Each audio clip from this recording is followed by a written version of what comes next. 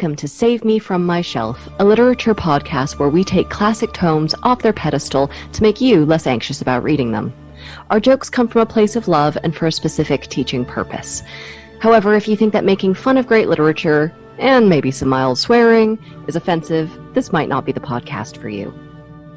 Hello, you are listening to Save Me From My Shelf. Sense and Sensibility over here is Daniel. Oh, that's really hard. Do you need me to get another one? No, let me have a think. You yelled at me for not making these hard enough for you. Yeah, but...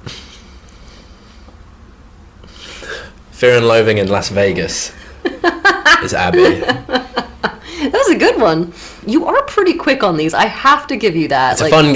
I love this sort of game. It's a good Christmas game, isn't it? For people to play at home. So this is our 2023 end of year special. And in this episode, we're going to talk about season 4, a little retrospective. We're going to correct any errors we might have made this year, which are apparently numerous.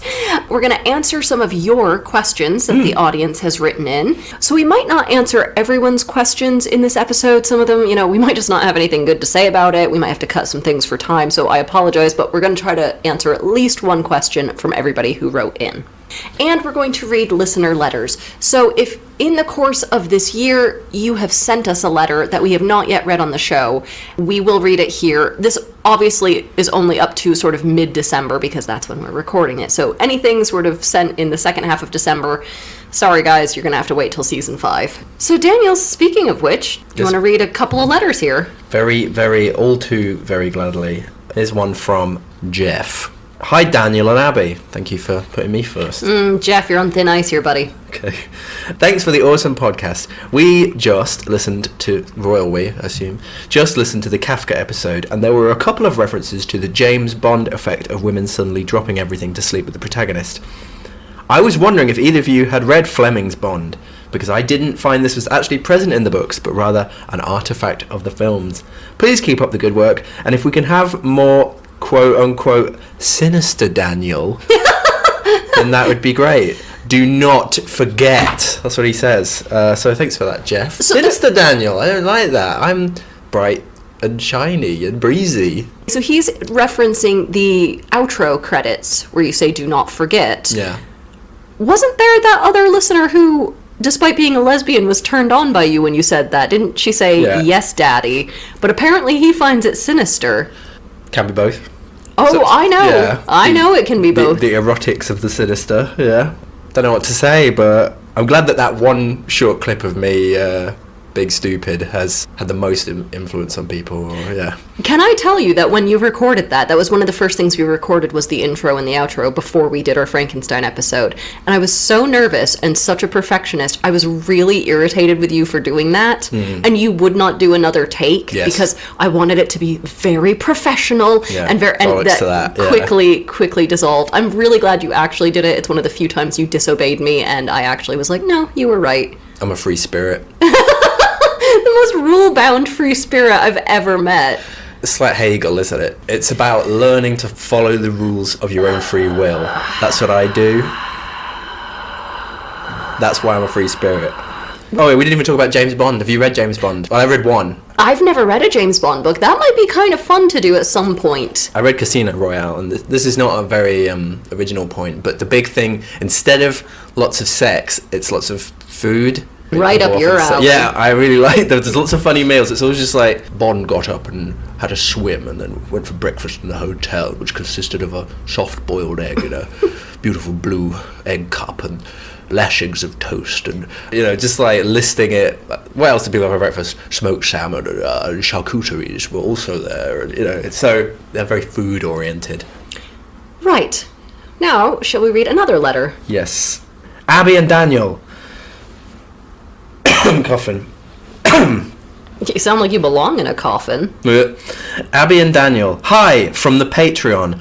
Total brag. Yeah. So this is one of the inside crew, isn't it? This is one of the inner circle. Did I say who they were? Amanda. Okay.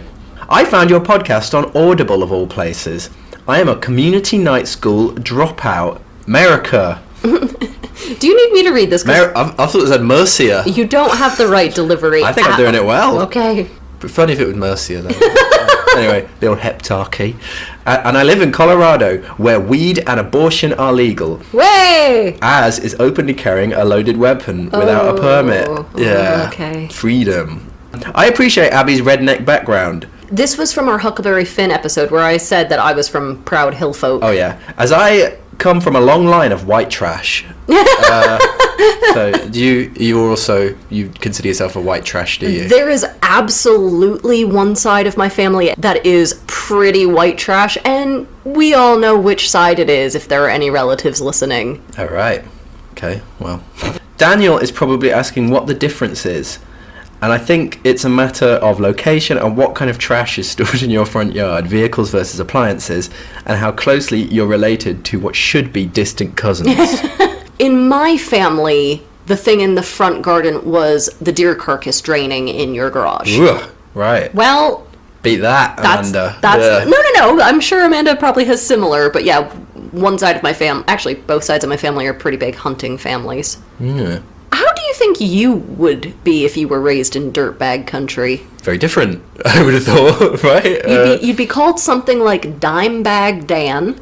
Oh, I want to be called Zeke. And you would always know where to get a discount muffler. You mean like one of those things that women keep their hands warm with? That's a muff. Right, okay. So that's more my milieu. Anyway, we're only halfway through the letter. Sorry. So, as to the question you posed in the trial episode, I recently finished The Haunting of Hill House, and while I enjoyed the ride, the end left me wanting. Have you read this book? No, but I saw The Sorry. Haunting in the theaters when I was maybe about 10, and it scared the hell out of me. Is it, what's her name? The Lottery?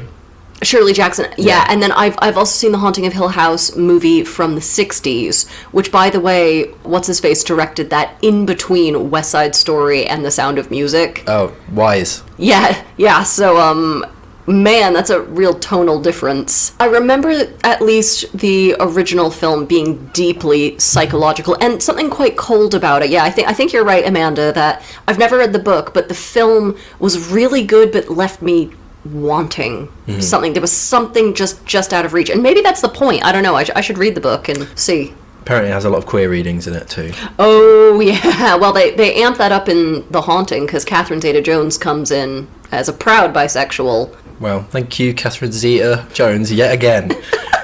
We're saying it every week on this show. Rarely makes it on to the episode. Zeta-Jones Klaxon, right there. She's the patron saint of this podcast, actually. Yes, yeah. Oh, the Welsh. So, anyway, I appreciate your amusing and insightful talents, and I look forward to more. Amanda. P.S. Dearest Daniel. Hello, I'm listening. I am honouring your wishes, and I am saving myself until December to listen to the Christmas Carol episode. You're welcome. Yeah, thank you. More people should be doing that. And telling me about it. I want to know that. But, Amanda, it's December, so you have Daniel's full blessing to listen to that. Knock yourself out. As much as you want. Well, when this episode is coming out, time's ticking. 12th night is approaching. You've only got 5-6 more days. Okay, now we're going to do some corrections. And we received a very nice letter from our fan, Fabio, who's an ancient world scholar. I can't remember exactly what your title is, Fabio, but you had some notes on our Odyssey episode, which we're very grateful for because, you know, we have expertise in Victorian literature. This is well outside our wheelhouse, so it's nice to have an expert who actually knows what they're talking about. That's why Justine comes on the show. Yeah, he's our classical Justine, isn't he? So, Fabio, we're not going to read all of these, but we are going to address some of them. He says that we're a bit unfair on Penelope. She is indeed a high-caliber MILF. Great joke. Thank you. It was a great joke. And she cries a lot and so on, but as female characters in ancient Greek literature go, she is one of the more complex ones and still has a lot of agency within the relatively limited confines of the household. She is also cunning, and in that regard, she is both the feminine equivalent of Odysseus and the good girl counterpart of Helen. I like that as Penelope sort of like riding a very difficult line in between those two things. Yeah. I really wanted to see a lot more of her cunning. Yeah, I suppose that idea of her as a kind of counterpart is an interesting reading. I think I was just put off by how many times she cried. Yeah. I worried about her hydration levels. It's hot in Greece. Exactly, and it's going to tire you out. No wonder she went to sleep all of the time. It's just, I worry about her. Greek food is really salty as well, isn't it? So... and I just... If she were, posting this stuff on Facebook, I would constantly be replying with, "You okay, hun?" That would be your Homeric epithet. Apparently, we missed a queer reading for when Telemachus meets Nestor's son, Pisistratus. I don't remember us even commenting on that. That might have been something that ended up on the editing room floor. We glossed a lot of we did Telemachiad, or whatever you call that section. Yeah. Apparently, the Greek word for no man, I'm going to butcher the pronunciation here, but autis, can either be masculine or feminine, which that's kind of fun. Yeah, that is cool. Yeah. So no person. Yeah, no person, no one. And he says here, and I think this is great because I would love to do this at some point, we called Hermes a twink, and he says that description is a verbatim quote in the Iliad. Hermes the twink. If I would love to do the Iliad at some point. It's on our long list, but probably on our shorter version of a long list, if that makes any sense. All right. So I'm going to have to keep an eye out for that. So Fabio says, the dog episode is one of the most moving in the poem. In fact, if you think about the Odyssey as a story about an absence as much as a story about a return, the second half of the poem, with all its meetings and ironic conversations, becomes a lot more emotionally rewarding. I think that's a really good analysis of this, that it is two halves meshed together. It's not just Odysseus trying to come back, but it's that Odysseus-shaped hole in the Ithaca bit. Yeah. Fabio also says that her role in the slaughter of the suitors is really problematic because whoever put this version of the poem together, this is Emily Wilson's translation, but I don't know if she's working from an older one, combined several other existing versions. So I think this version we have is a little muddled in terms of her... We didn't really talk about that, did we? We talked about it with Gilgamesh, about how that was a kind of composite, but we didn't... Yeah. I think that it's to be assumed with all of these poems, right, that there's different versions. Yeah. But Fabio says Penelope was in on it. I'm sure she wouldn't have minded anyway. Oh, she would, even if she wanted in on it, she'd be like, good. The other question was when Odysseus sets up all of those axes so he can shoot an arrow this through is that, funny, and we were like, what the hell is happening? What is that setup? We had different theories, didn't we, as to what it would look like. And he says, quite simply, nobody really knows what the deal is with the axes. Okay. We had talked about the sequel that they set up to the Odyssey. Fabio says there is actually a sequel to the Odyssey, but unfortunately only a summary survives. Oh. It's called the Telegony, named after Odysseus' son with Circe, Telegonus. Whoa. So they... Oh, they were doing it dirty. Well, I know, but didn't know it actually bore fruit. Oh, it does. And I like that she sort of names her son something very similar to his legitimate son. Yeah. But it gets worse. Telegonus unknowingly kills Odysseus, so we get a little bit of an Oedipus situation. And in the end, Telegonus marries Penelope. And Telemachus marries Circe. Imagine your brother being your stepfather and your mother also being your sister-in-law. Sounds like Vermont. Well, again, I don't want to go back to it, but it sounds like MILF Manor as well, doesn't it? That's pretty much the premise. Those funny Greeks. Ugh. Anyway, Fabio sent in many more corrections. We don't have time to cover them all here, but those were some of the highlights. So thank you very much. And, please do write in if you think that we have misinterpreted something, because you know what? We're only human. It happens. Okie dokie. So we will have more corrections coming up later in the show. Now some audience questions. From Anna on Instagram. What is your least favorite book adaptation to screen, and why? Well, first of all, I do have a very strong answer for that, but that's going to come in my answer to one of your later questions, Anna, so stay tuned. But I do have to say, Ella Enchanted has got to be right up there. That was one of my favorite books as a young child. It came out when I was in my early teens. What the hell did they do to that book? I'm thinking, so ill-prepared, I'm sorry. No, I was sorry. thinking the David Copperfield one by Armando Iannucci, which I did enjoy. Oh, I loved that one. I did enjoy it, and I thought it was funny, but... He makes it his own thing. He doesn't follow the ending is very different. Yeah. Well, I didn't like that, and Okay. I didn't like that Uriah Heep wasn't a clerk from the get-go, and Mr. Micawber working at the school annoyed me.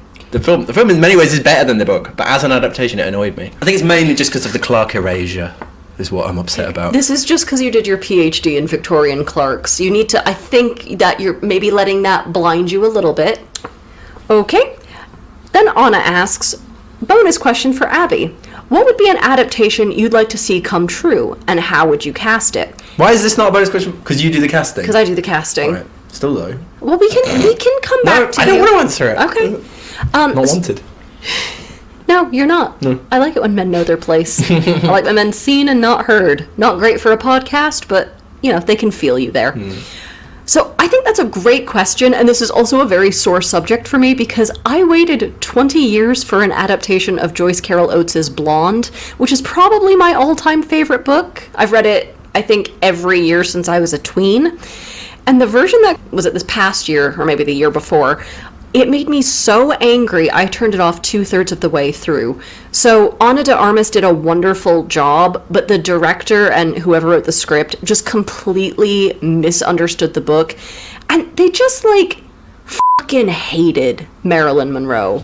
The disdain I felt that they were putting towards her was so off-putting. And I was just like, for the love of God, give this text to a woman to direct. I thought Emerald Fennell could have really navigated these complexities with humor and style and sensitivity. I'd love to see Scarlett Johansson in the role, because I know she's a good physical and dramatic actress, but I don't think she's been given that much of a chance to stretch herself. And I actually wondered if she could be one Monroe, if we could do a Bob Dylan I'm Not There treatment where it's different Monroes in different scenarios in her life. What about you? What's an adaptation you'd like? And how would you cast it? Even though Anna does not want your opinion. Don't know. What books do I like? I don't know. Yeah, I don't know. How would you cast Capital? The big thing is that a lot of my castings or adaptation things get cut, don't they? Because I always just say I want it to be a cartoon. I always say that would make a really good Jan Schrankmeyer. So something by Jan Schrankmeyer. In fact, you could have the commodity fetishism bit in Capital animated by Jan Schrankmeyer, because you'd have tables all dancing around and you just have a very dull voiceover explaining. God, why do I cut this gold every episode? Yeah, I'm hearing it now. I'm hearing it. Okay, let's move on. So these are some questions from Adam. Saw on Twitter that you were looking for questions for an end-of-year episode. 'Tis the season, so do you have any Christmas traditions? Daniel, do you want to tell me what your Christmas traditions are? Don't know, really. Drink a lot, eat a lot. You sometimes make beer? I sometimes make beer, yeah. I should come up with something funny, shouldn't I? Do you open your Christmas presents on Christmas morning? Well, not before, because that would be naughty, wouldn't it? So, yeah, on the day, I'd say. What about you?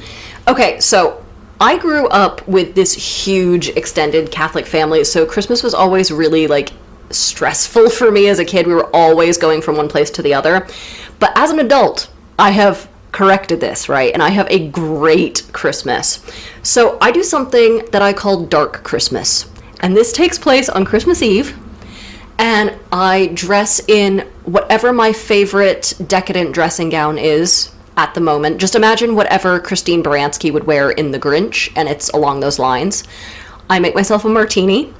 I sit in the dark with just the Christmas lights on, and that's when I open all of my presents.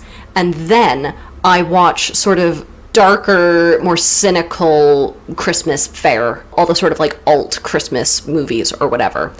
Then on Christmas Day, I have, stocked up the fridge to that point where I don't need to leave my house for days. And apart from the odd Skype call to family in the States, I don't talk to a soul. And it is wonderful. I love it so much. I'm a very type A person, so having days where I don't do anything is really luxurious to me. It just makes me so happy. I even have a different tree topper for Dark Christmas that I changed just for Christmas Eve. What is it, like a swastika or something?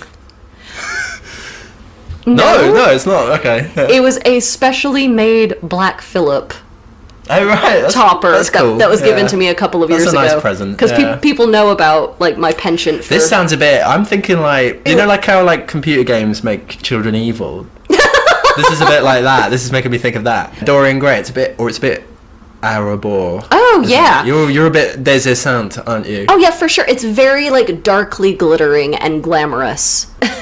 Okay, so Adam goes on to ask, what is your favorite Christmas movie or TV show? So for me, as part of Dark Christmas, nothing beats A Very Murray Christmas. It's sort of equal parts funny and melancholy. It has really good music, and it's all of an hour long. You cannot beat it. For me, it's back to David Copperfield, actually. Dickens is just Christmas, isn't he? Even the non-Christmas ones. Obviously the Muppet one's good, but I really like that David Lean Great Expectations. I watched that quite a bit. But the big thing I was thinking, and this is a tip for people, because there's all this Christmas crap up to watch, isn't there? Mm-hmm. We all know about that. There's not much 12th Night stuff apart from Twelfth Night, the play, now I think about it. Which is not actually about Twelfth Night. It's sort of like for Twelfth Night, wasn't it? There you go. So that doesn't even really count. John Huston's The Dead is a really good Twelfth Night film, and it's very melancholy. It's really got that end of Christmas feeling. It's almost like a perfect film, you know? It's like a really, really good film. So watch that. Adam asks, are you New Year's Eve party people or stay at home and watch the ball drop people? What's that? Is that something to do with, like, puberty? Watching the old ball drop? What's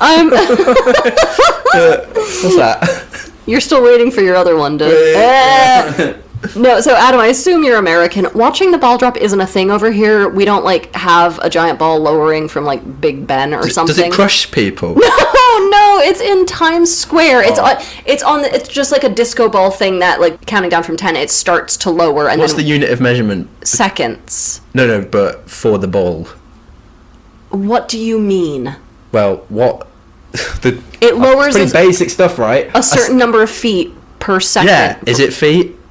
Yes, a certain number. Can somebody write in and tell me what's the unit of measurement for the... There are tons of really brave people who go to Times Square when it is freezing out and there are no toilets, and they stand there for hours and hours to watch it drop live. I have no interest in doing that. Sounds like, yeah, you're of the... But I mean... I'm urinating here. Is that what they're like? I'm watching the ball drop, but I'm urinating. No, the grim reality that I've just found out about is apparently a lot of people wear adult diapers to that thing so they can piss. This is not sounding very appealing. No, it's not. I think I'd rather go through puberty again. But yeah, the point is, you all watch it at home in the States, like, because it's televised live. Like the Hootenanny. I don't know what that is. You don't know what the Hootenanny is? No? It's this, like, Jules Holland who plays boogie woogie piano, and he does this, like, fake New Year's party. In British culture, it's famously a kind of admission of defeat if you find yourself watching the Hootenanny on New Year's Eve. So, no, I've seen it plenty of times, so I think that answers your question. Well, I don't really like New Year's Eve because I think it sets up high expectations that it never meets. So I always stay home. Sometimes I don't even make it to midnight, but I do have a New Year's tradition, which I think is very charming, which is that on New Year's Eve, I watch a film from 100 years previously, which I thought was a really good way to, like, get to know my early cinema. So last year, I watched the Harold Lloyd film Safety Last. Oh, yeah. Which was from 1923, and this year I'll be watching films from 1924, so I'm going to probably watch The Thief of Baghdad. So you guys who are listening to this now, probably on New Year's Eve, you can watch along with me. It's hard because you started in the 1980s, didn't you? So you said to watch loads of zoetropes. Man on horse. Don't knock it, Daniel. I have a second New Year's tradition, which is a much more recent one. I think I've only done it 1 or 2 years. On New Year's Day, the BBC puts out this big orchestral concert, and about 25 minutes in, I text Daniel and I ask if he's okay, because I know that on New Year's Day, he's watching it hungover and crying. You guys, you can, tomorrow morning, if you're listening to this, and it's, 10:25 in the morning, or whenever it's on, just, you can set your watch by it. Yeah. I will, send in your emails and ask Daniel if he's doing okay. All right, should we read some more letters? Yes. We got a message from an unnamed person. They wrote in via our website. Hi, Abby and Daniel. Thanks for the recent Q&A session. I hope you do one again sometime. Oh, I think this person wrote in before because they say, when I first found your podcast, I thought I would wait to listen to each episode until I had read the book myself. Do you remember somebody had said that? Yes. But I ditched that approach early on because I was having too much fun listening to you, and I never mind spoilers. So we had asked, at some point, I can't remember which episode it was, books that you've read and hated. So this person wrote in saying that they really hated An American Tragedy by Theodore Dreiser, Rabbit Run by John Updike, and Portrait of a Lady by Henry James. Listener, I'm ashamed to say I've never read any of those three. That's a big one, isn't it? Portrait of a Lady. I know, I've meant to read I haven't read it either. Yeah. Oh, and they also talk about not liking any of the characters in Evil and Was, A Handful of Dust. Oh yeah, yet another handful of Dustian. You're not meant to like the characters in that book, though. Yeah, the ending of the book was so fabulously creepy and horrifyingly funny, it became a favorite that I'll probably read again someday. Man, you're just setting us up to have to read. Yeah, a lot of people have been talking about the ending of Handful of... You don't know the ending, I don't know anything about it. It's a very funny ending. Do you want to do another letter? Yes. Okay, so we got one from Vincent here. It just says The Wasp Factory. I think that was a recommendation. Or wait, I think there was a second email. There is a book called The Wasp Factory. Let me see what the second email says. L'écume des jours by Camus. Vincent says, It's not actually by Camus. It's Boris Vian. Sorry about that. Late night cleaning schools in Berlin does that kind of thing. Which makes me think of The Castle. The Franz Kafka, he has the cleaner school in that. Oh, does he? So maybe you should be reading that if you want reverse recommendations. But that's exciting to have a Berliner listening. I love donuts. Okay, now for more corrections. So this is a bit where these are my corrections, things I got wrong or wanted to clarify or jokes I should have made. So in our Macbeth episode, we had a disagreement about what a thane is. I looked it up, and Daniel was actually right. It's not a duke. It's something more akin to a general lord. And I think the closest English equivalent would be a baron. So in our Dorian Gray episode, there was a joke I really should have made, and I thought of it as soon as we finished recording. I should have called Basil the artist Dandy Warhol. Like the band. The Dandy Warhols. What? That's a band? God damn it! Yeah. I was so charmed when I thought your of own that. joke, But yes, I always am. But once again, I'm following in the wake. Yeah. Ugh. Okay, to go back to the Odyssey, I got scolded for making a bad pun in which I said that Odysseus's ship, the transport he was taking to get his revenge, was his Liam Neeson. And I saw somebody on Twitter recently who had that as their handle. I don't know if we came to that idea independently or if they happened to listen to the show or what and changed their handle, but I was actually overjoyed because this person has like tens of thousands of followers. Isn't Liam Neeson the lead singer? No, he's the bassist of the Dandy Warhols. You fucker. I think he is. Okay, that's cute. That's cute. But clearly, if somebody who's funny online all the time thinks that that's hilarious enough to have it be their screen name, it must be a good joke. With the Stepford Wives, I can't believe we never talked about them in terms of the Real Housewives series. And they're not real. Well, quite, but that would have been the end of the Bravo channel. That would have been the spin-off that would have broken the network. When they throw drinks on each other, they would all frazzle and break and stuff, so I suppose, yeah. In our Macbeth episode, you had a go at me for hoping that Lady Macbeth had run off to become Queen of Lotharingia, and you said Lotharingia no longer existed at that point in history. Well, f***o, it did. In the year 1000, Lotharingia was still going. Bullshit. It stopped being its own kingdom in 900 AD, but it was its own duchy and later partitioned as a couple of duchies for quite some time thereafter. So, okay, she might not have been Queen of Lotharingia, but she absolutely could have been the Duchess of So you're still Lotharingia. wrong. Okay. Bollocks. I think that's bollocks. You are so frustrating right now that I wish that I had a slur specifically for people named Daniel. I don't know what I've done. You're the one who's coming at me, to me. I think you're fine. I gave you, when you were right about things, I gave you the Macbeth Thane thing where I was like, yeah, you were right. Why can't you give it to me when I'm... It's not in my nature. Sometimes I think I like to say Lotharingia. Okay. Just to feel, Follow your bliss, my dude. I like to swap. Okay. Well... I just go both ways when it comes to Lotharingia, like Catherine Zeta-Jones. We have some non-Christmas questions from Adam. So, Adam, this is your second batch. Do you guys have siblings? You have a younger sister? I have a sister. I don't have any siblings because unlike Daniel's parents, my parents got it right on the first try. What are your most hated words and expressions? That's quite a fun question. One I've been thinking about lately is, and it's something that I do a lot, is talking about humans. Ooh, elaborate. Where people are like, oh, humans are so strange and stuff like that. You don't like the word human? It just feels very like tautological almost to say to like talk about it in species terms.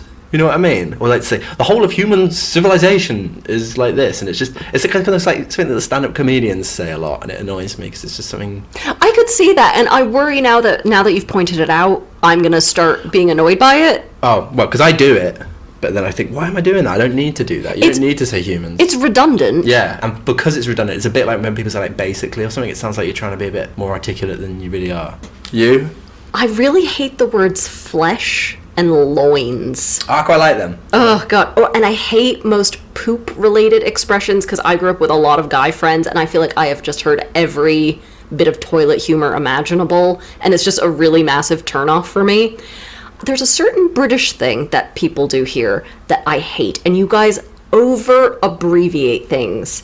I'm going to uni instead of university. Where's my lippy instead of lipstick? I want a bevy. Got to put on my sunnies. I say bevy. Where's my brolly? It sounds twee and obnoxious. Yeah, that's England. Okay, and I have a question from a Facebook user who wishes to remain anonymous. And I love this question, actually, listener, so you know who you are, but I think this is great. If you guys could record your show from one location in a book you've read, where? As in on the podcast. Oh, yeah, I assume they mean, like, from an episode we've covered on the show. Lilliput, I want to kill those people. Okay. So there would be quite an upsetting recording, wouldn't it, if I'm, like, kicking people? You just cut that shit out, though. I'm good, I'm not that good to, tune out all of the lamentations. Yeah, the Lilliputian lamentations. Canterbury Tales would be nice. It'd be nice to do it on muleback on the way to... or at a pub. Or at a pub, yeah. That'd be quite cozy. Yes. You? I'd love to do Basil Hayward's lavish studio in The Picture of Dorian Gray, because it's full of pillows. We'd sound fantastic, but then also just like the opium-tainted cigarettes and the peacock wallpaper and all those delicate wine glasses. You know I'm a fancy bitch. I just want to be surrounded by luxury. Okay, let's go back to some letters then. So we have a letter from Anna. She wrote about the Stepford Wives episode, and she said, "Thank you a lot for this episode. It gave me some good laughs." Okay, this might be an exaggeration, as I'm a smirker at best, but it did make me giggle several times, despite noticing now there's a samba klaxon, Lord knows why. Anna's Brazilian, I'm very sorry, but that's okay. I'm going to teach Daniel how to do a samba, so he'll have his shadow roles perfected by the time that we ever meet you in person, and he can just really impress you. Oh, so she wanted to talk about the first film version for the Stepford Wives, which we obviously referenced in the show. I haven't seen. Yeah. Joanna's daughter is played by Mary Stuart Masterson. Who is Mary Stuart Masterson, Daniel might be asking himself. I'm going to trust Abby knows her for one of the best Brat Pack movies, Some Kind of Wonderful. I'm not much of a Brat Pack fan. Yeah. But I do know her from Fried Green Tomatoes, which you reference here, Anna. What's the Brat Pack? That was the Molly Ringwald, and I think Demi Moore was briefly in it, Emilio Estevez, Matthew Broderick. Young people from the 80s. That wanker in you mean like that film about the boy skipping school? Yes, Ferris Bueller. I hate that film. Do you? Yeah, I hate that kid. Carry on. But yeah, so she talks about Fried Green Tomatoes as a sort of lesbian awakening story, and I know the book is super gay, and they tone it down a bit for the film, but the film is also super, super gay. Yeah, Anna, I know Mary Stuart Masterson. I remember her dungarees and Fried Green Tomatoes.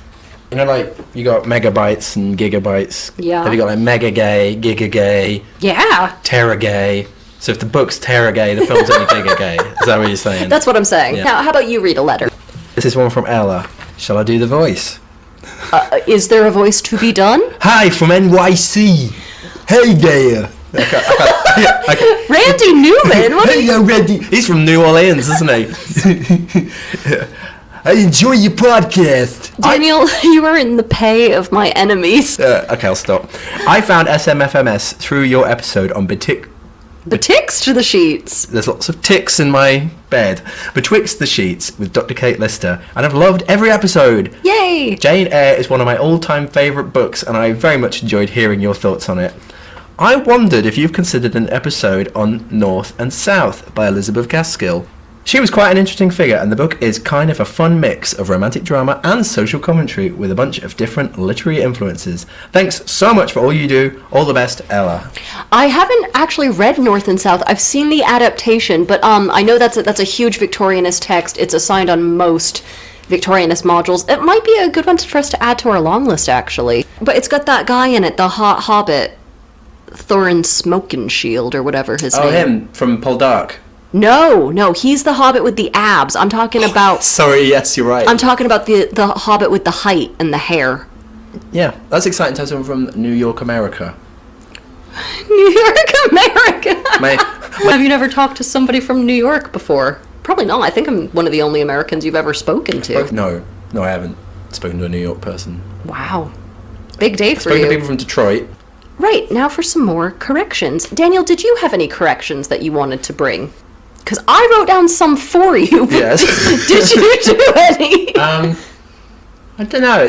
We talked a bit about pandemonium in Paradise Lost, didn't we? The big parliament of the devils. You know, some people say it's like a kind of a parody of the Civil War parliaments. So I was thinking, I didn't mention this, but I'd done that whole spiel about how both the Monk and the Castle of Otranto, but the first big Gothic works were written by MPs, and that there was something. I did that whole set the scene about how Parliament, the British Parliament, was this like creepy, evil place full of like depraved, types, and that's where the Gothic comes from there. But Milton had beaten me to it. Is all I was thinking. That's pandemonium is the first kind of Gothic-y space of Parliament. Yeah, but I was just thinking, is there a kind of parliamentarian Gothic? Friend, that's a paper. Well, that's an what article. I'm thinking, yeah. If only you liked the Gothic. If only it worked. Well, I've read enough of it now, so I might as well. And people say that, like, Milton is in part an anticipatory figure for the Gothic. This idea of somebody that pushes beyond the bounds of what's acceptable. Satan is this kind of Gothic hero. So maybe there's something there, but that's merely just me thinking out loud. Maybe, I don't know. We didn't talk a great deal about Milton's influence, but he's quite strong for that, isn't he? Like, there's a strong sort of Milton undercurrent in British literary culture. He was hugely influential, and I think the one thing you wanted to point out was most people would sort of see that influence now on Philip Pullman. Yeah. Well, my favourite bit in Paradise Lost, the bit with Chaos, is the home of his dark materials that God uses to create stuff. So I suppose that's what the Philip Pullman series is. It's kind of an elaboration on the Miltonic universe. That's kind of... I read those when I was a teenager. I don't know. Did you? You said you were a bit too old. I was too old for them. I was in my late teens or early 20s, and I read them, and I couldn't quite connect with them, largely because, as a fancy bitch, I sided with the woman who was based on Madame Mao. Mrs. Coulter. You can't give me some sort of glorious, well-dressed, nasty piece of work and expect me not to love her. You know, Milton was at the Devil's Party and he didn't even know it. Philip Pullman. So Mrs. Coulter's party and he didn't even know it. That's obviously what's going on there. This is why I always side with Baroness Schrader in The Sound of Music. Yeah, those kids just need the back of their hand, to fill the back of her hand. No. She wasn't even that bad, was she? She was actually pretty nice, all things considered. Yeah. She took their breakup pretty damn well. And also, she's the only one who actually wants to send these children to school. Can Liesel learn some f***ing history or something? Quadratic equations. Not one of these kids cracks a book the entire film. How about some more audience questions, Daniel? Yes. Is that one of them? So this is by somebody who wrote in on my Facebook and has asked to remain anonymous. And they said, first of all, could Daniel please answer each of these questions below as and for Donalbain as well as for himself? Question 1. I was listening to your podcast while I got a beautiful new tattoo. Do either of you have tattoos? And of what? Daniel actually has 2 tattoos. He has flames sort of going all down his back because he wanted to look like a pimped out car and thought it would make him move faster. Yeah. He also has his eyeliner tattooed, so he actually wakes up looking that beautiful. Yeah. I was gonna see. I had a funny idea for my tattoo as well. Well, tell us what your listener. That's a joke. Daniel, tell us what your real tattoos are, if any. Obviously, I don't appear very much on the podcast. People probably don't really know what I look like. But imagine a completely bald guy with Franz Roubaud's Siege of Sevastopol panorama, a likeness of that tattooed all around the dome of his head. And that's what I've got. No, in truth, I don't think either of us are. We're not tattoo people, really. I'm worried it would hurt. I think there's nothing that I would like long enough to know that in 60 years I definitely would still want this. It's one of those things that has to almost be a extension of trauma, I think. You know what I mean? Like a sailor. Like, I've got to have been in some horrible situation as a sailor. Yeah. And then we all get the tattoo. Yeah, sorry about that. We're very boring, and I think I'm too fickle to actually, be able to commit to anything like that. Also, I'm a bit of a kind of, a bit of a rebel. A bit of a kind of, With no tattoos, interesting. No. See, the true rebels don't have tattoos because you don't want to be identified. So when I'm all knocking over corner shops and... Well, jumping around, righting wrongs, blowing up oil pipelines and stuff, I don't want people to be able to say, oh, he's got the Sevastopol. Does Donalbain have an answer for this? The Picts traditionally have the wood, but I was too scared. I wouldn't have no wood. So no, I have a transfer. One of those transfers with water. Got a new one from time to time. It says Cool Thunder on it at the moment. There you go. My liberal arts college really lost out on a great theater major with you. Okay, the next question. We've heard Abby's opinions on David Tennant. Who was your childhood celebrity crush that you had as a poster on your wall?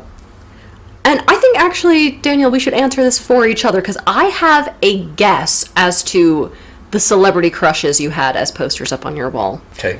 Obviously, sexy Miriam Margolyes. Right, yeah. But also, I think you had a sexy Jean-Jacques Rousseau.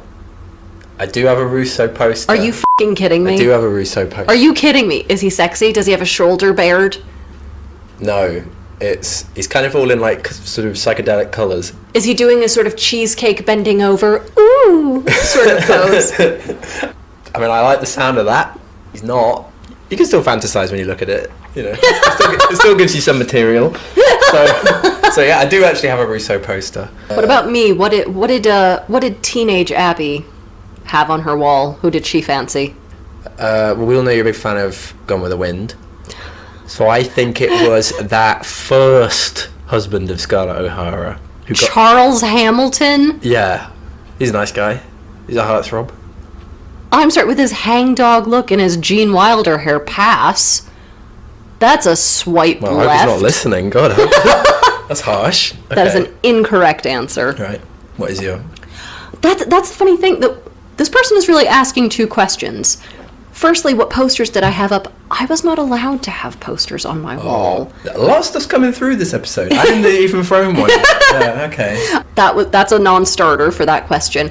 As I know I fancied people. I think I fancied Heath Ledger. Do you have any hidden talents or superpowers? I have a really unfortunate superpower where people seem drawn to me to ask me to read their horrible poetry. That's funny. Just for the permanent record, I never ever want to read your poetry. Just put this away. That's just entirely too much intimacy for two people to have with each other. Yeah, do I have a hidden talent or superpower? What does that mean? Well, do you have a hidden talent? You probably have a hidden talent. You're actually quite a good artist. Am I? You see, I've got very low confidence, see, so I don't Daniel. even know what my hidden... Sure, I can fly, but... Your kryptonite is confidence. Yeah. Get confident, stupid. That's it, I could quote The Simpsons. I can absolutely attest to this. Daniel's superpower is pulling out a Simpsons quote for any situation. Can you answer these questions as Donalbain? Oh, Donalbain. Who is Donalbain's celebrity childhood crush? Oh, I think my teenage crush would have been a wee bit south of the border. I would have been Ethelfled, the queen of the Mercians, and my superpower. What would Donalbain's... My superpower is to interject myself in any scene in Macbeth, even when I'm not present. Okay, more questions. From Nemone7, Nemoine?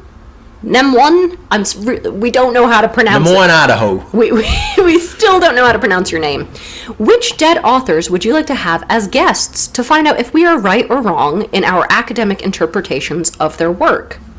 Death of the author, come on. No, I fully subscribe to death of the author stuff, so I don't think that an author's intention matters at all. It would get a bit snuff, wouldn't it? If you ever have an author and a literary critic in a room together, the literary critic has to kill them. Is what I'm saying. It'd be a snuff podcast. Yeah, so it's actually quite dangerous even to suggest this. Yeah, I mean, to me, what matters is what the text itself does and how its meaning can change over time. That's interesting to me. I really don't care what the author intended.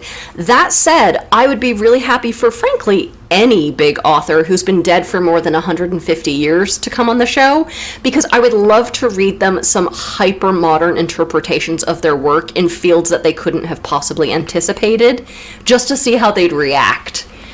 I'm just thinking about who would be fun to have on the show. Who would be funny? Swift would be funny.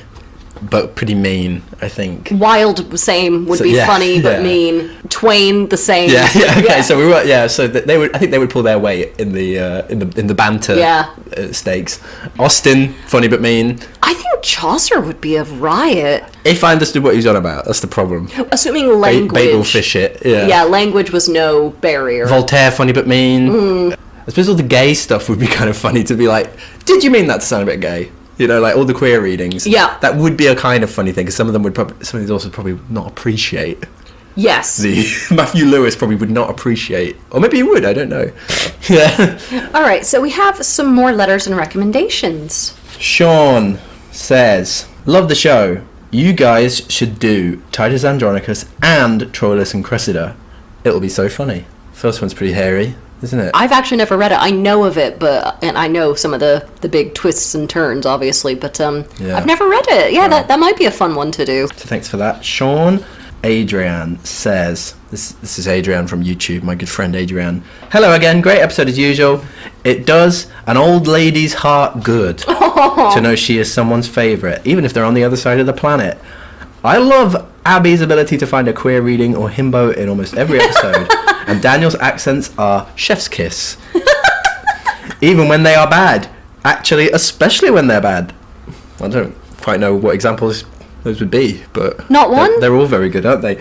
Can't wait to hear Shakespeare with an American accent. And we have one more from Fabio, who says, I won't claim to be your biggest Portuguese or Lusophone fan. How do you even decide on that? But listening to you two bang on about literature does brighten up my day. Who else can insert a community reference into a retelling of The Raven? Who else can casually claim to have read the Lusiads, even if merely in translation? Ooh, burn. I never read the whole bloody thing, and I had to study it in school. Carry on being great. Best wishes, Fabio. Fabio, you have no idea how insufferable Daniel can be. He's read everything. He knows everything about everything. First one's not true, second one is true. Okay, so we don't have any more audience questions, but I have some questions for you, Daniel. What was your favorite meal that we've recapped on this season? This is annoying because I wanted to ask you this. Well, we can save it. You can... No. It's fine. Sorry. No, it's not. I'm sorry, one of us did her homework in advance. Yeah. But I just, because, that's my obsession, but that's why you've asked it, isn't it? It's got to be, I was thinking the one in Candide where they're eating all the butterflies and... In El Dorado. Yeah, and weird stuff like that. Well, what about you? I love Dorian Gray's overly romanticized food. Like all of his delicate wines that he describes in the wankiest possible way. Yeah. But it was the cherries plucked at midnight or whatever the hell it was. I don't even like cherries, and I was like, I'd try some of those. That's how you know. That's such a kind of aestheticist motif, isn't it? Having something that doesn't even necessarily sound very good, but described in such a way that... And also, it's a world of girl dinner, and I'm here for it. Yeah. All right, let's go to our last batch of audience letters, please. And thank you. This one is from Christine. Hi, I'm from PEI. Your biggest Canadian fan? Question mark. Prince Edward Island. Correct. The happiest girl on... Is she the happiest girl on Prince Edward Island? What is that? Are you making Isn't that Anna Green Gables? I don't know if she ever said that. I can't remember. I thought it was something she said. But good on you knowing she's from PEI. Christine's not from Nova Scotia, but she's pretty sure Nova Scotians eat only donairs and seafood. What's a donair? I looked it up. It's like a kind of... I wonder if it's related to Donna, but it looked a bit like a gyro. Inspired by your podcast, I've been reading early Gothic novels all year. Having finished Otranto, Udolpho, and The Monk, I finally had to give in and read Pamela. Oh, Christine, bless you. That's hard work, isn't it? That's a tough one. Commitment. The whole thing's commitment, I mean. I've never been so angry at a fictional character before, but re-listening to that episode afterwards was a great palate cleanser. Thank you for making this podcast and really influencing me to read things I would have been previously too intimidated to try. That is delightful. That's exactly what we're trying to do, is make people realize that it doesn't have to be stressful. Yeah. It can be rageful instead. Yeah. It's not a pleasant experience, but it's differently unpleasant. Okay, and this is our final audience letter, and it's from Lindsay. Hi, Abby and Daniel. Daniel. I've just listened to your Macbeth episode, and I wanted to say thank you for cheering me up during a particularly difficult week. Daniel's Donalbain is indeed up there with his Adele from Jane Eyre, and will similarly be making me smile a lot when I think back to it for a long time to come. What we've learned is that Daniel shines brightest when he is screeching into the microphone in an accent as a sort of adolescent or childlike figure. Yeah, what's that all about? I think you at some point asked for questions for an upcoming Q&A episode, and I'd like to ask you if you think it's ever okay to give up on a book if you're absolutely hating it, or if you think it's always worth finishing it, either because you might change your mind about it as you read, or because there's some value to be had from thinking about why you loathed it so much. I tell you what, I keep giving up on books I like. So, yeah, I think it's fine. I mean, go ahead. Yeah, I think there's a happy medium to be had, because sometimes I've known people to give up on books really too soon, and I was like, no, you haven't gotten to the thing. My general rule for myself, and this is by no means something I'd want to instill on other people, but I tend to make myself read 1/3 of the book, or about 100 pages, whatever is more, and if after that point I just can't do it, then life is too short to read books you hate. Give it some effort, though, I think is the happy medium, because I think people can give up too soon and miss out. Yeah. But also, I don't morally object to people who give up on books. No, I think it's, well, maybe not should be encouraged, but I think it's a perfectly legitimate part of reading. And then Lindsay says, finally, I'd like to ask you to please never do an episode on The Collector by John Fowles, as I think one of your other listeners requested. Beef. We've got two beefs between our listeners, haven't we? We've got the Portuguese beef. Oh. The battle of the Portuguese listeners. They're not reacting to our beef. Well, Fabio did. And now we've got the Fowles beef. I want you guys to fight this out so you can squash your beefs. Then we can all coexist happily. The Portuguese people are not really willing to fight with each other, and that's fine by me. But this one, I feel like this one has teeth. I'm stirring the shit for the Portuguese. Ooh, stir that shit, Daniel. And for the Fowles lot. So now let's do a bit of an end-of-season wrap-up, a little retrospective, if you will. Daniel, what was your favorite text this year?